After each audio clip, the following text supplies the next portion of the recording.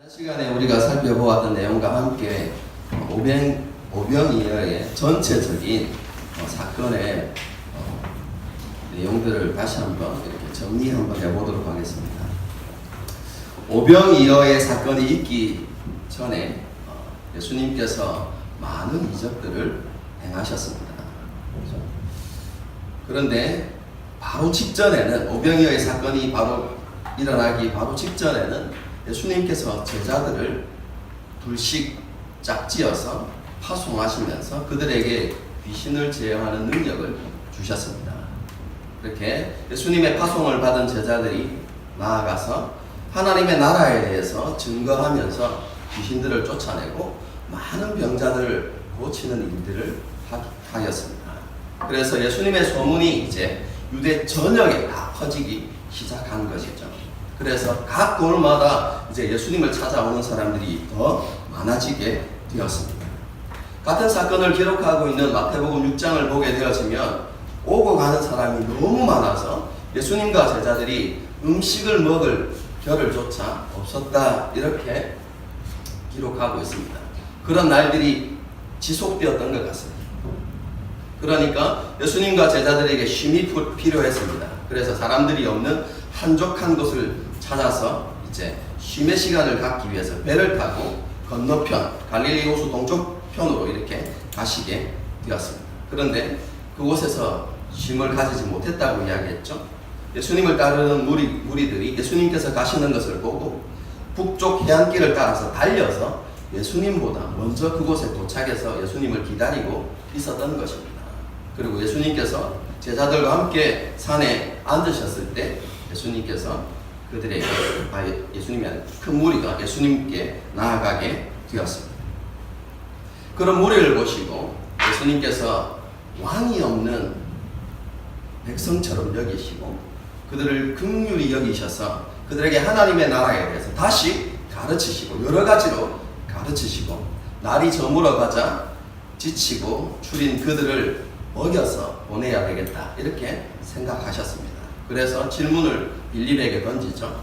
어디서 사서 떡을 어디에서 사서 이들을 먹이겠느냐, 이렇게 질문하셨습니다.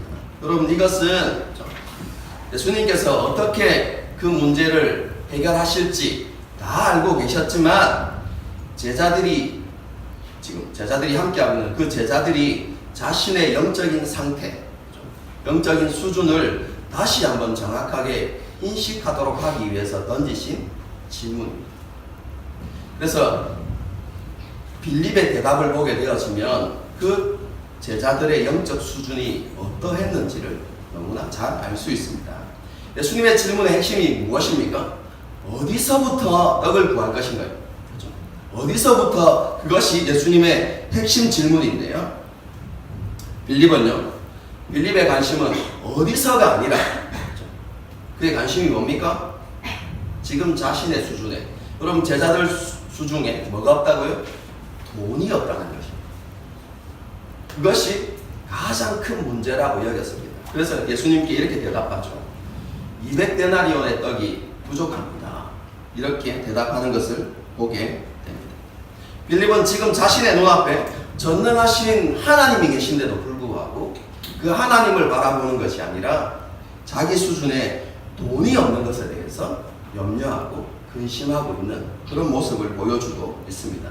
여러분, 이것은 빌립 한 사람의 문제가 아니고 그와 함께 했던 모든 제자들의 문제였다는 것을 여러분 성경이 밝히고 있는데 안드레의 반응을 통해서 이야기하고 있습니다.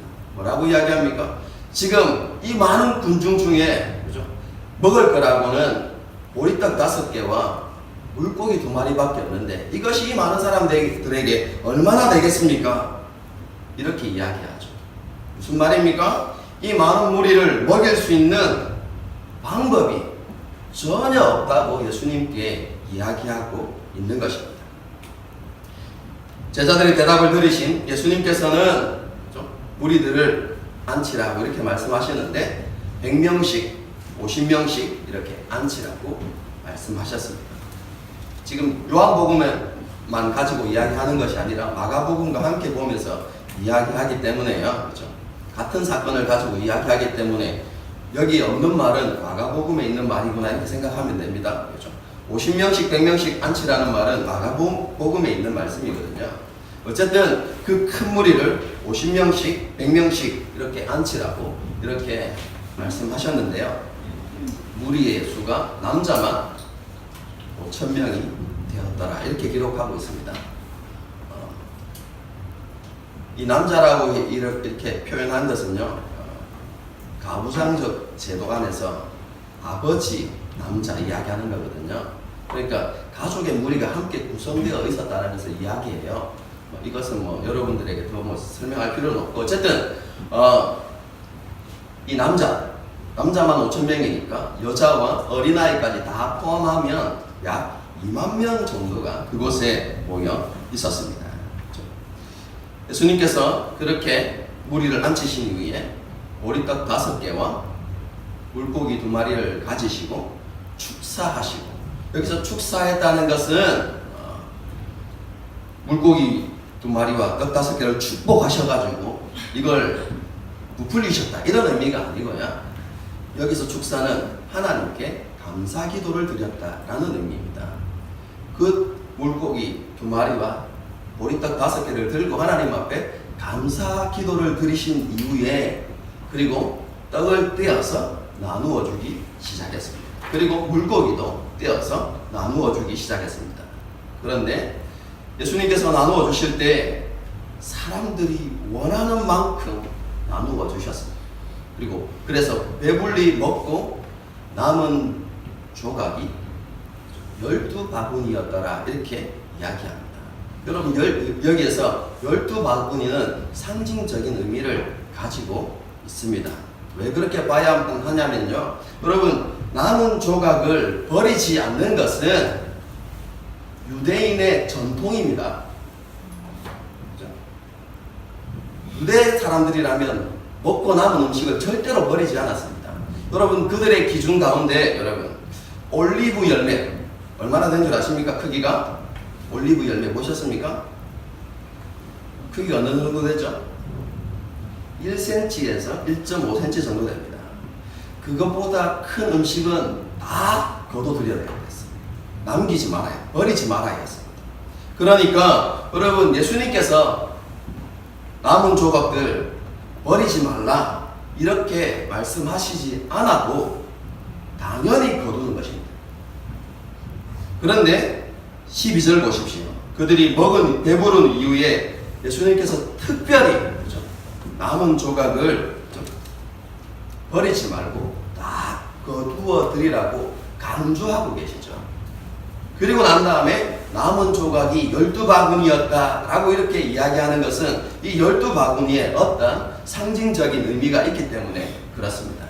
12바구니에 담겨진 의미는 무엇이냐면 예수님께서 12지파의 모든 필요를 다 채우시고도 남는 그런 풍요로우신 하나님이시다 라는 것을 보여주기 위한 것입니다. 이 놀라운 이적을 경험했던 무리들은 한 가지 사건을 떠올렸습니다. 무슨 사건을 떠올렸을까요? 출애굽의 사건. 이스라엘 백성들이 광야에서 만나를 먹었던 그 사건을 떠올렸습니다. 그리고 그 사건과 함께 하나님과 이스라엘 백성들 사이에 있었던 이스라엘의 지도자 모세를 떠올렸습니다. 그리고 모세가 그의 글에 남긴 예언의 말씀, 하나님께서 그 선지자를 보내주실 것이다. 그러면 너희는 그 선지자의 말을 들어야 한다 라는 그 말씀을 떠올렸던 것이죠. 여러분 그 당시 유대인들은요, 하나님께서 마지막 때에 그 선지자, 모세가 이야기했던 그 선지자를 보내주실 거라고 생각했습니다. 그런데 그 선지자를 어떻게 이해했냐면 하나님이 보내시는 메시아라고 생각했고요. 그리고 그 메시아는 이스라엘의 왕이다. 하나님께서 왕으로 메시아를 보내주신다라고 이렇게 생각하고 있었습니다. 그래서 예수님을 그 선지자로 이렇게 생각한 것은 예수님께서 하나님이 보내신 메시아이고 또 이스라엘의 왕이시다라고 그들이 생각한 것입니다. 그리고 이스라엘 백성들은 그 메시아가 오면 자신들을 이방인의 손에서, 로마의 손에서 구원해 주실 거라고 그렇게 생각했습니다. 구약에 모세가 이스라엘을 애굽의 손에서 구원하여 내었던 것처럼 이제 그 선지자가 오면 그분이 왕이 되어서 이스라엘을 로마의 압제로부터 구원해 줄 것이라고 그렇게 믿었던 것이죠. 그래서 오병이어를 경험했던, 그 기적을 경험했던 큰 무리들이 예수님을 억지로 붙잡아서 자신의 왕으로 삼고자 하는 생각을 가지게 되었던 것입니다. 백성들이 그런 생각을 가졌다는 것을 아시는 예수님께서 어떻게 아셨습니까? 그들의 왕이 되시는 게 아니라 그들을 피하여서 산으로 올라가셨습니다. 그럼 정말로 아이러니하지 않습니까? 저만 아이러니합니까? 그럼 제가 지난주 설교할 때 이렇게 말씀드렸습니다. 자신을 따르는 큰 무리를 보시고 왕이 없는 백성처럼 여기시고 그들에게 하나님의 말씀을 가르치시고 그들의 굶주림을 채워주셨다 이렇게 이야기했습니다. 그럼 그것은 예수님이 참된 이스라엘의 왕으로서 하신 행동입니다. 자기 자신이 이스라엘의 왕이심을 드러내신 겁니다. 그런데 정작 이스라엘 백성들이 예수님을 왕으로 삼으려고 하니까 예수님이 피하여서 산으로 떠나가셨습니다.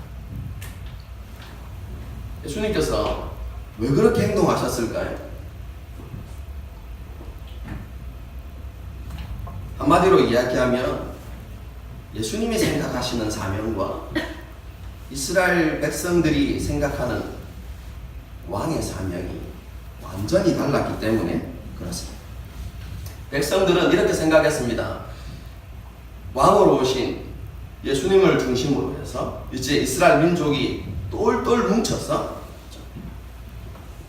로마와 싸워서 이스라엘이 독립을 얻고 그리고 구약시대에 솔로몬 시대에 있었던 이스라엘의 영광을 회복하고자 했던 것이죠. 그런데 예수님의 사역은 그들의 생각과는 전혀 다른 것이었죠. 예수님께서 세우시고자 하는 나라는 눈에 보이는 나라가 아니었습니다. 뿐만 아니라 예수님의 대적은 로마가 아니었습니다. 예수님이 세우시는 나라는 하나님의 나라입니다. 그리고 하나님의 나라를 세우시기 위해서 예수님께서 정복해야 되는 원수는 사람이 아니라 나라가 아니라 민족이 아니라 모든 인류를 장악하고 있는 죄였던 것이죠. 그래서 하나님의 나라를 세우시기 위해서는 싸우고 정복하는 것이 아니라 자신의 생명을 내어주셔야 했던 것이죠. 이러한 확연한 사명에 대한 차이 때문에 예수님께서 백성들의 뜻을 받아들이지 않고 떠나서 산으로 이렇게 올라가신 것입니다. 예수님께서 이렇게 산으로 가시기 전에 상황을 마가복음에서는 이렇게 설명하고 있습니다. 예수님을 왕으로 삼으려고 하는 생각들이 개개인에게 들기 시작했습니다. 그런데 그것이 군중 심리가 되기 전에, 그럼 군중 심리가 되어지면 큰 힘을 발휘하지 않습니다. 그래서 그것이 군중 심리가 되기 전에 예수님께서 서둘러서 그들을 흩어서 집으로 보내십니다. 그런데 그들을 예수님께서 보내시는 동안에 제자들도 재촉해서 배를 타고 건너편으로 가라고 그렇게 말씀하시고 그들을 보내십니다.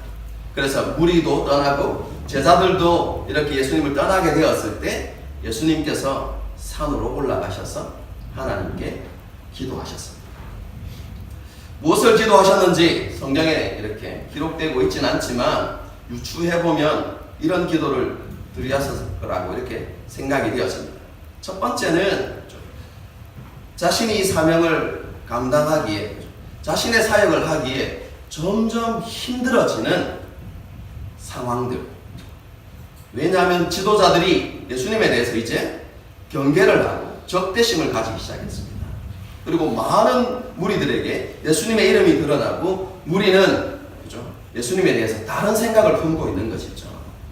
여러분, 그런 상황 속에서 예수님께서 자신이 하셔야만 하는 사역에 어려움을 느끼실 수 있었던 것이죠.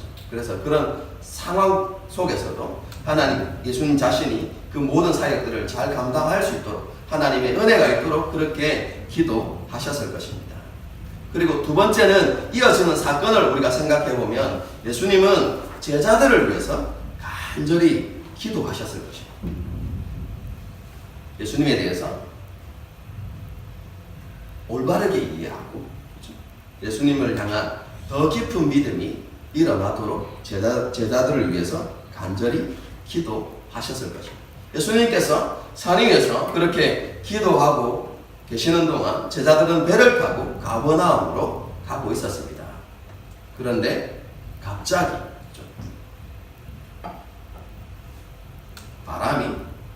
큰 바람이 불어와서 높은 파도가 일어나기 시작했습니다. 그리고 예수님께서 저녁 때까지, 날이 저물 때까지 백성들을 가르치셨기 때문에 그들이 가는 동안 어둠이 찾아와서 밤이 되었다는 것이죠. 어둠이 찾아왔고 큰 바람이 일어서 높은 파도가 일기 시작했습니다. 그런 상황 속에서 제자들이 그래도 가버나움으로 그렇게 가려고 이렇게 발버둥 치는데 앞으로 나가지 않는 것이죠. 그래서 두려움 가운데 있는데 더 큰 두려움이 생겼습니다. 왜냐하면 자신의 눈앞에 유령이 보인 것이죠. 누군가가 무리로 걸어온 것이죠. 그래서 유령인 줄 알고 크게 두려워하는데 예수님께서 내가 예수님이다. 예수님 자신을 이렇게 그 제자들에게 드러내시고 제자들은 예수님을 배에 영접하였더니 그러자 배가 그들이 가려던 곳에 이르렀더라. 이렇게 본문의 이야기가 끝이 나고 있습니다. 상황이 쭉 이렇게 이어지시죠? 여러분, 이 오병이어의 기적을 읽고 많은 그리스도인들이 이렇게 생각할 것입니다. 예수님께서 보리떡 5개와 물고기 2마리를 가지고 약 2만 명이나 되는 사람을 먹이신 것은, 그리고 예수님께서 무리로 걸으신 것은 그분이 어떤 분이시기 때문에 전능하신 하나님이시기 때문에 그건 당연히 하실 수 있다. 이렇게 생각할 것입니다. 믿음이 있는 사람이라면, 믿음이 없으면 어떻게 생각하겠습니까? 말도 안 되는 소리 이렇게 이야기하겠죠. 여러분, 믿음이 있는 사람이라면, 예수님을 하나님이라고 믿는 사람은 다 당연한 것으로 하나님이 하실 수 있다, 예수님이 하실 수 있다고 그렇게 생각할 것입니다. 그리고 이 사건을 통해서 이런 교훈을 생각해 보겠죠. 예수님은 우리의 부족함을 알고 우리의 모든 부족함과 우리의 필요를 넉넉하게 채워주시는 분이시다. 이런 하나의 교훈, 혹은 우리가 염려하고 두려워할 때 그분은 우리를 찾아오셔서 우리 안에서 모든 염려와 두려움을 제거하시고 우리에게 평강을 주시는 하나님이시다. 이런 교훈들을 생각해 볼 수 있겠죠. 그리고 이 본문을 그렇게 묵상하고 넘어가는 경우들이 많이 있을 것입니다. 여러분, 이러한 묵상이 잘못된 것은 아닙니다. 하지만 분명한 것은 이러한 묵상은 오늘 본문이 우리에게 정말로 던져주고자 하는 메시지와는 조금의 차이가 있다는 사실입니다.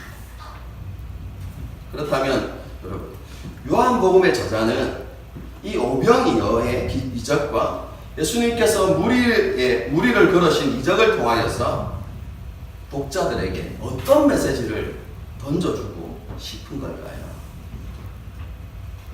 핵심 메시지가 무엇이겠습니까? 그럼 이것을 풀어가는 핵심 열쇠는 4절에 있습니다. 우리 지난 시간에 읽었던 것입니다. 4절을 한번 보겠습니다. 마침 유대인의 명절인 뭐가 가까웠다고요? 유월절이 가까웠다, 이렇게 이야기합니다. 요한복음의 저자는 오병이어의 이적과 무리를 거르시는 두 가지 이적이 유월절 가까운 어떤 시점에서 일어난 것이다 라는 것을 밝히면서 이 두 가지 이적이 무엇과 관련이 있다고요? 이스라엘의 3대 절기였던 유월절과 깊은 관련이 있다는 것을 언급하고 있는 것입니다.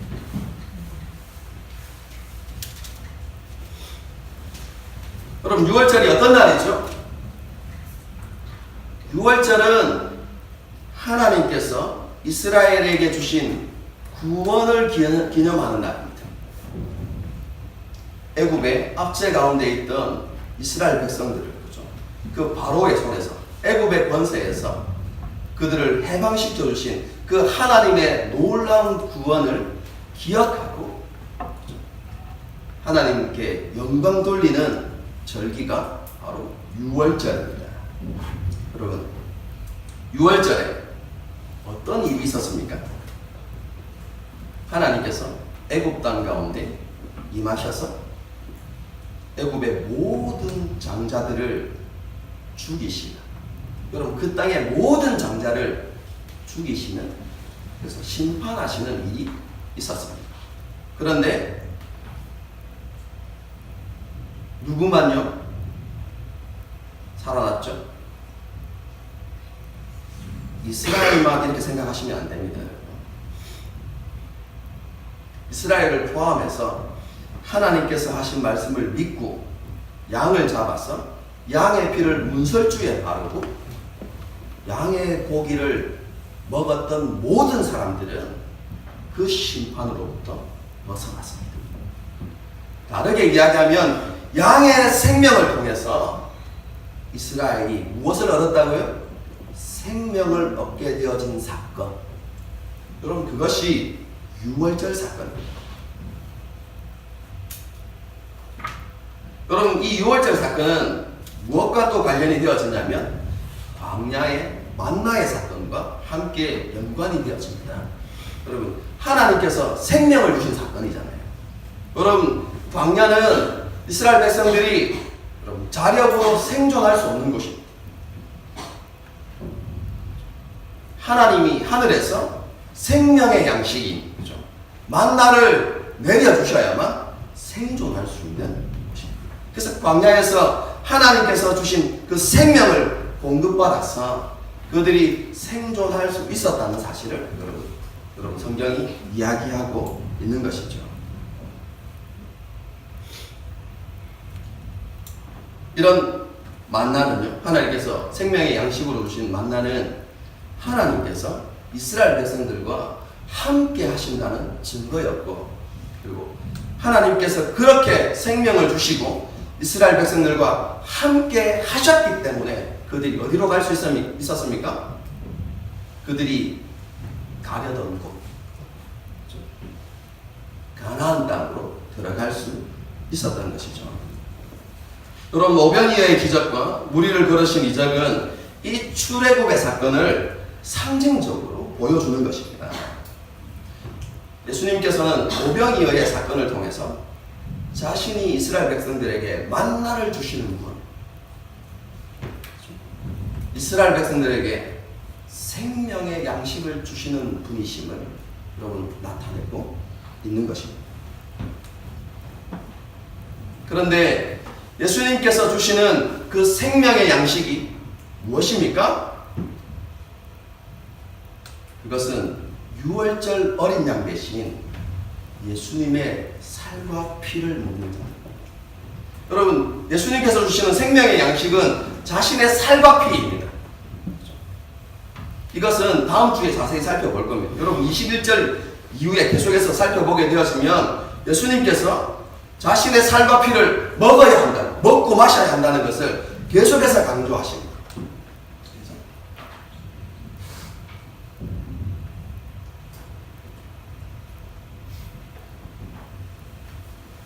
살과 피를 주심으로, 다르게 표현하면 예수님께서 자신의 생명을 내어주심으로 이스라엘 백성들이 생명을 얻을 수 있다는 것을 보여주는 사건.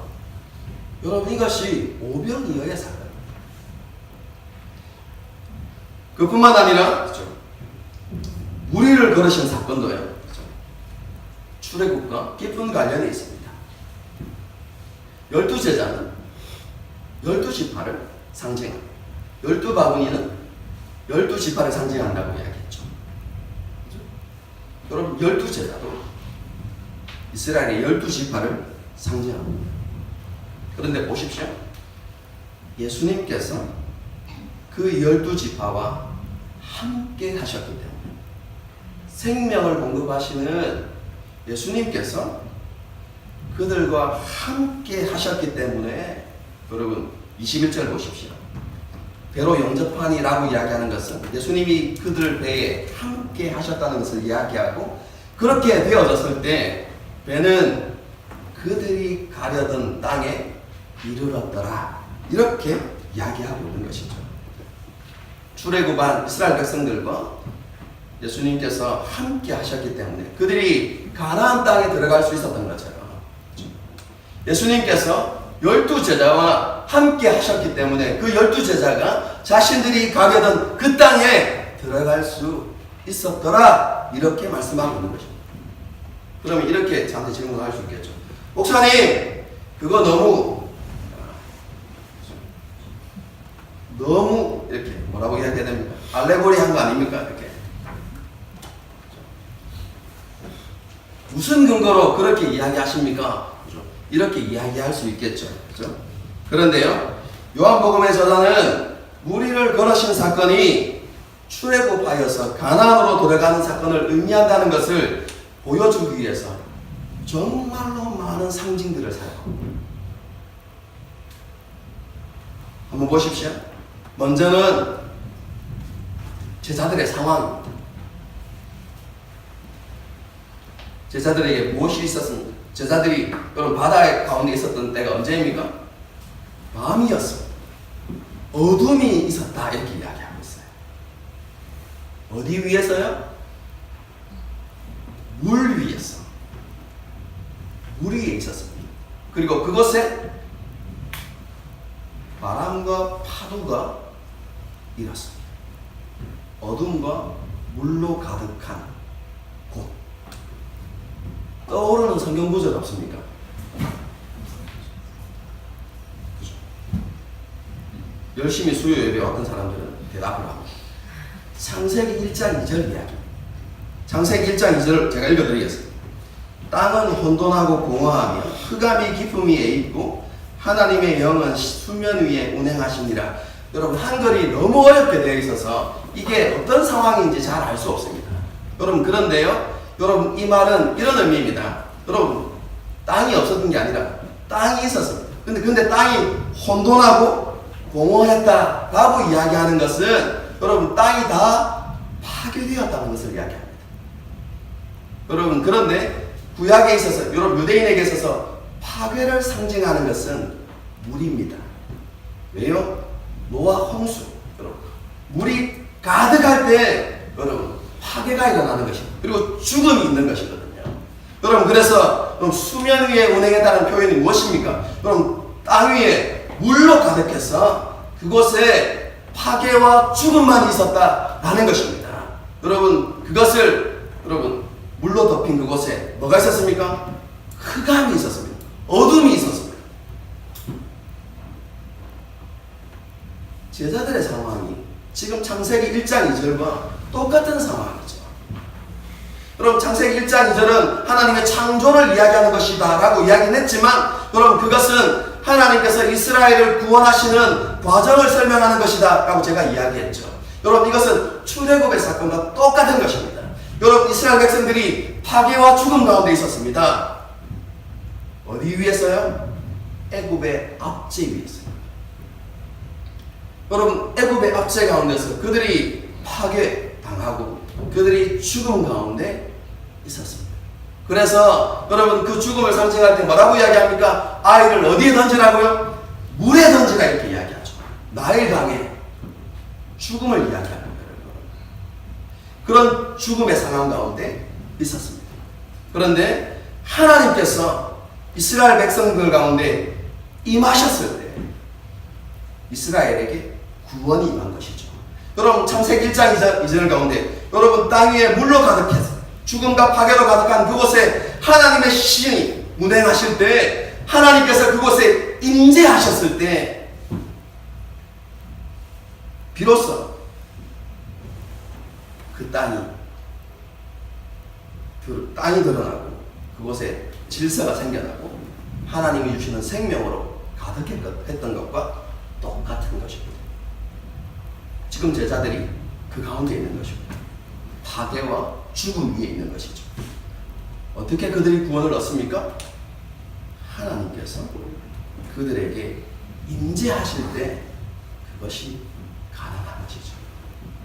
그런데 예수님께서 제자들을 찾아오셨을 때 그 모습이 출애굽 때 하나님이 이스라엘 찾아오신 것과 똑같은 것이라는 것을 여러분 보여줍니다. 그게 20절의 말씀입니다. 보십시오.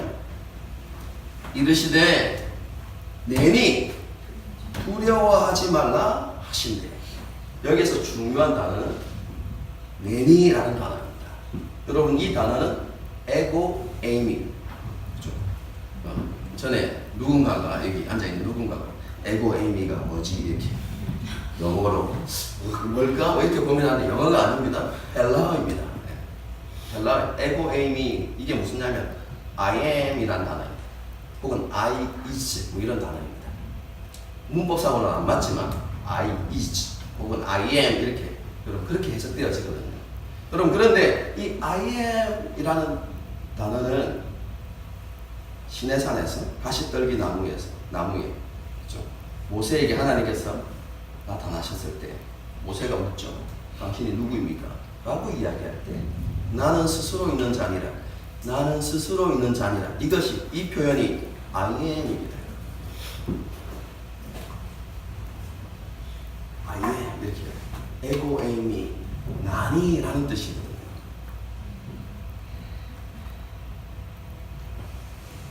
이 표현을 통해서 예수님께서 출애굽을 위해서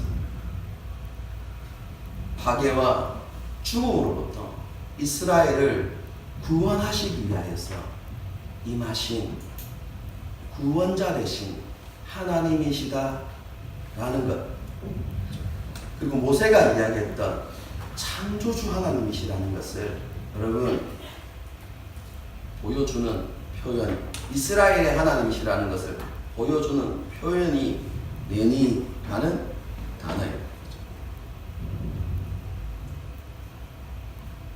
이것을 통해서 예수님께서 무리를 걸으신 그 사건이 출애굽을 인도하시는 그 과정과 연관이 있다는 것을 그렇게 보여주고 있는 것이죠. 그러면 예수님께서 주시는 그 구원을 어떻게 받아 누릴 수가 있겠습니까? 그게 21절의 말씀입니다. 이에 기뻐서 배로 그 다음 단어 뭡니까? 영접하니. 예수님을 영접하니 그들이 가나안 땅으로 들어갈 수 있었다. 이렇게 이야기하는 것이죠. 여러분 이 영접하니 이렇게 이야기하면 이것은 떠올려야 하는 성경 구절이 있습니다. 뭡니까? 요한복음 1장 12절 영접하는 자 곧 그 이름을 믿는 자들에게는 하나님의 자녀가 되는 문세를 주셨습니다. 하나님의 자녀가 되는 것, 생명을 얻는 것, 그렇죠? 영생을 누리는 것, 구원받는 것 모두 다 비슷한 의미이죠. 어떻게 구원을 받습니까? 예수님을 영접함으로. 예수님을 영접할 때 주님이 주시는 생명을 얻을 수 있다는 것입니다. 그리고 다음 주에 살펴볼 것이지만 예수님을 영접한다는 것을 다르게 표현할 때 예수님께서 주시는 살과 피를 먹을 때에 그때 우리가 영생을 얻을 수 있게 되는 것입니다. 오직 예수 그리스도입니다. 말씀을 정리하겠습니다. 오병이의 이적과 예수님께서 무리를 걸으신 사건은 각각의 사건이 아니라 하나의 메시지를 우리에게 던져주는 표적입니다. 표적. 예수님이 누구이신가를 보여주시는 표적입니다. 그 메시지가 무엇입니까? 예수님께서 이스라엘을 구원하시기 위해서 오신 하나님이시다라는 것입니다. 그걸 보여주는 것입니다. 그리고 예수님께서 주시는 구원은 생명의 떡이신 자신을 먹음으로, 다르게 표현하면 예수님을 영접함으로 얻게 되어진다는 것을 보여주는 것이 바로 오늘 본문의 핵심 메시지라고 말할 수 있습니다.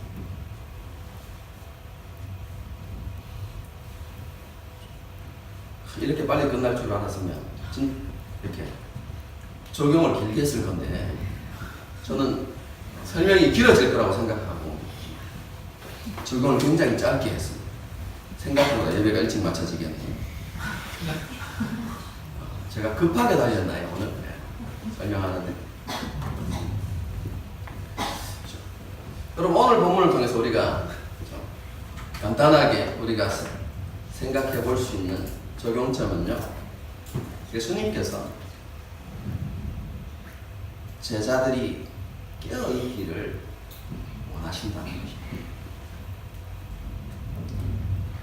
제자들이 예수님을 더 많이 그리고 더 깊이 알기를 원하셨습니다.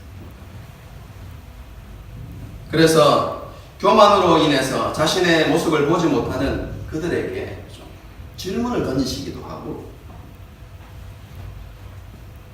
산으로 올라가셔서 그들을 위해서 간절히 기도하시기도 했습니다. 뿐만 아니라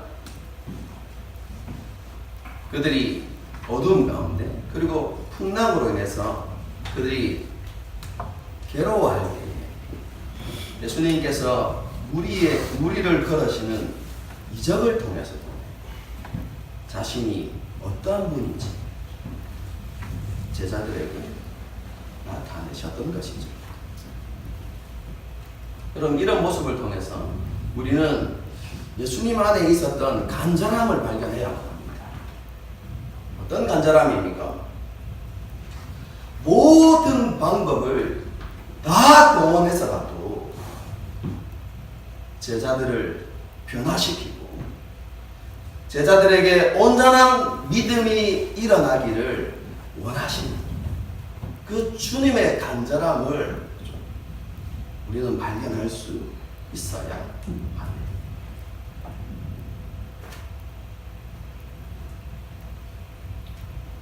예수님은요, 저와 여러분을 향하여서도 동일하게 그 간절함을 가지고 계십니다. 주님은 우리가 영적으로 깨어있기를 원하십니다. 그 당시 제자들처럼 이 세상에 속한 것에 우리의 모든 시선과 관심을 빼앗겨서 우리의 영적인 눈이 감겨지는 그런 일들이 일어나지 않기를 원하십니다. 우리가 영적인 민감함을 회복하여서 지금도 날마다 우리를 찾아오시고 우리에게 자신을 나타내시는 그 예수님의 열심과 예수님의 일하심을 우리가 보고 깨달을 수 있기를 주님은 간절히 원하십니다.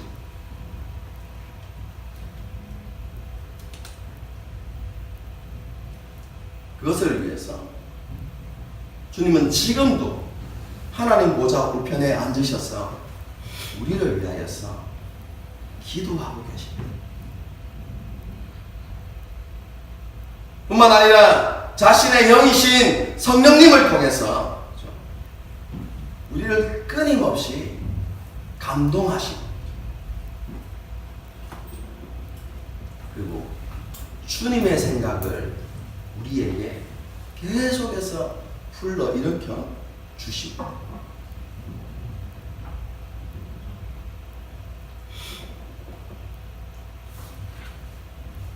지금도 그렇게 일하시는 주님의 간절함을 우리가 느낄 수 있어야 합니다.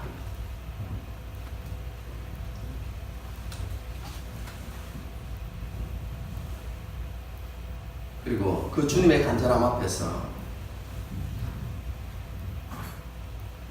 우리는 하나님 앞에 영적으로 민감하게 반응할 수 있어야 합니다.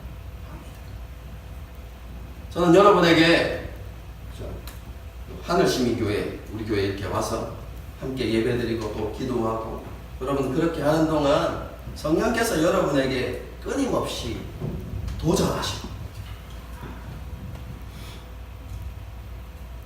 여러분에게 감동하시고, 그리고 여러분에게 주님의 생각을 계속해서 주고 계신다고 믿고 있습니다. 그런데 우리의 모습을 보게 되어지면 그 주님의 생각과 감동과 도전 앞에 바르게 반응하고 즉시 순종하는 것이 아니라 계속해서 차일피, 하나님 이 문제가 해결되고 나면요, 지금은 좀 바쁘니까요, 이런저런 핑계를 대면서 주님의 열심 앞에 바르게 반응하지 못하는 우리의 모습들을 가끔씩 이렇게 발견하게 됩니다. 사랑하는 성도 여러분,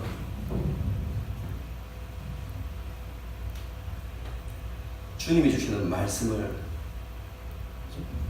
순종하는 일을 계속해서 미루는 영적인 게으름에서 우리가 깨어나야만 합니다.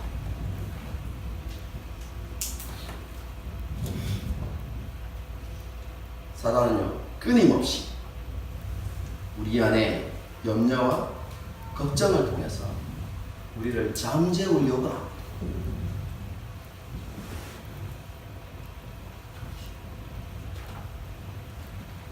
우리는 우리를 잠들게 하는 그 염려와 걱정으로부터 벗어나야 합니다.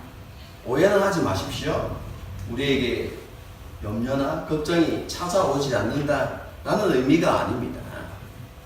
제가 여러분에게 말씀드리고 싶은 것은, 염려와 걱정이 찾아올 수는 있지만 그것에 짓눌리고 사로잡혀서는 안 된다는 것을 이야기합니다. 그것이 우리의 생각을 장악하게 되어지면 우리는 영적으로 잠들 수밖에 없습니다.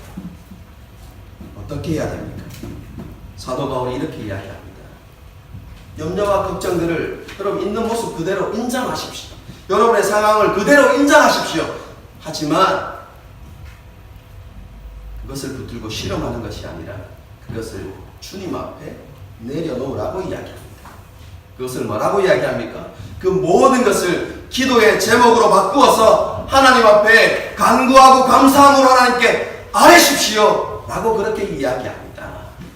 그러면 모든 지각에 뛰어난 하나님의 평각이 우리의 마음과 생각을 지키시리라, 그렇게 말씀합니다.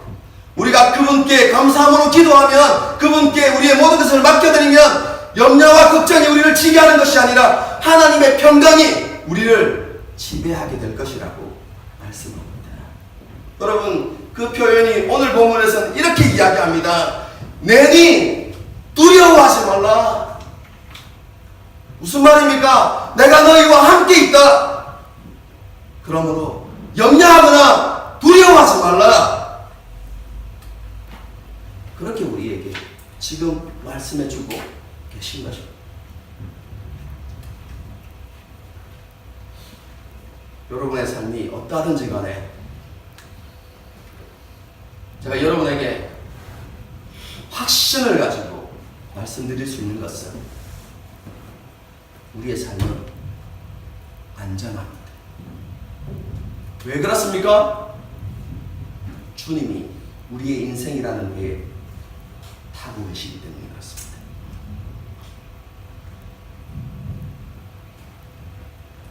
어둠과 풍랑이 있었지만 주님께서 그 배에 계셨기 때문에 제자들은 평안할 수 있었어요. 우리가 그런 믿음을 가질 수 있기를 원하십니다.